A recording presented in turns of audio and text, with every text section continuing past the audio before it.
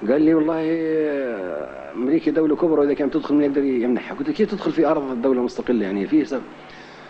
بعد تلاقيت انا وياه قال لي الشيء اللي ما نقدرش نقول لك في الهاتف، العراق بعد الكويت اجتاح السعوديه. كيف؟ قال لي استطلعنا وشفنا، وقال لي حتى مئات الدبابات كانت منتشره على الجبهه وبتزحف نحو السعوديه. الامر الذي ادى الى ان السعوديه فعلا الدفاع عن نفسها بتحالف حتى مع الشيطان في ذلك الوقت. راحت جابت القوات الامريكيه. اصبح الخطر العراقي في ظل يعني الوضع العراقي اللي موجود الان فعلا يعني مصدر قلق او حتى تهديد لاخواننا في الكويت، في السعوديه، في كل الخليج. وامريكا متعهده بحمايه هذه المنطقه، لان هذه المنطقه هي مصدر هام جدا للطاقه. اذا اذا في تصحيح تفضل اقول يا اخي عبد الله.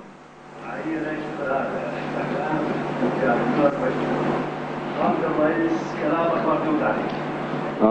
المملكة العربية السعودية واجهة. المملكة العربية السعودية مسلمة. المملكة العربية السعودية ليست عبيدة للاستعمار مثلك وغيرك. من جابك في الحكم انت؟ من جابك في الحكم؟ غير صحيح. من جابك؟ لكن لا تتكلم ولا تتورط بأشياء مالك فيها لا حق ولا نصيب، والكل هو أمامك والقبر هو قدامك.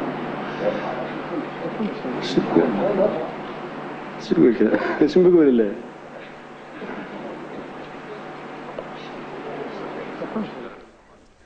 مش مع امريكا ابدا. اذا ترجع مع امريكا ابدا. ان شاء الله ترجع. يعني الحل بيد العرب، وخاصه اخواننا في الكويت، يعني يقدروا يحلوا المشكله.